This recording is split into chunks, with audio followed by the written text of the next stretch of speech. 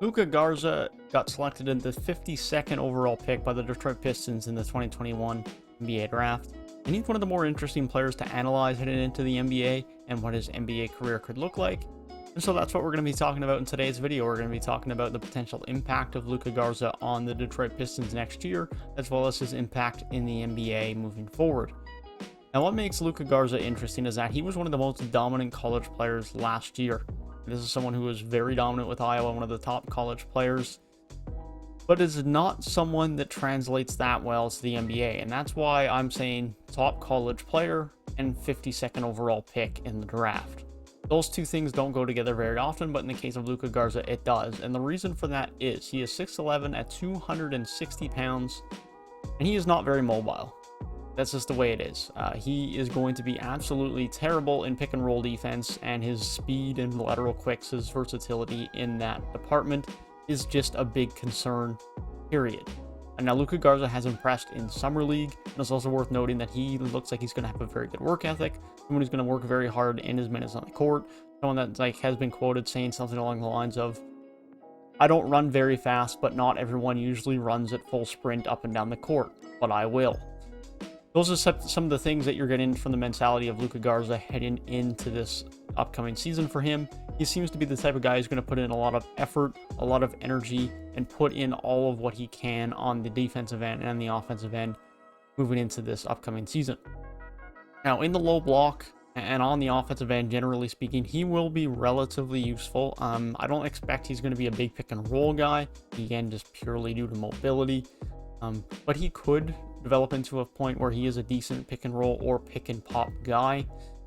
That remains to be seen. But in the low block, he was very dominant at Iowa for a reason. He is very strong, very lengthy at 6'11", 260. Even at an NBA level, he's going to have good strength to be able to dominate down low in the block and get some buckets down in the block. And he has continued to improve his perimeter shot and looks to be someone who could be a serviceable mid-range and three-point shooter at the next level. Someone who could still space the floor a bit, which will continue to add more value to him to keep him on the court. Now, of course, the biggest concern is going to be that lack of mobility, the lack of ability to defend pick and rolls, to defend on switches if he ever gets in that scenario. There's a reason one of the comparisons for him is Enes Kanter. He's going to be good on the offensive end, and I think Enes Kanter is an absolutely brilliant comparison. He's going to be good on the offensive end. I think he'll have more spacing ability and shooting than Enes Kanter does. But defensively, pick and roll, getting switched up against anyone other than a center, he's going to struggle.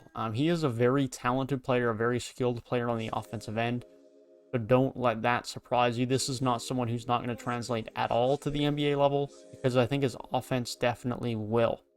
But laterally and just point-to-point, straight line speed is going to be a problem for Luka Garza. That's the biggest problem.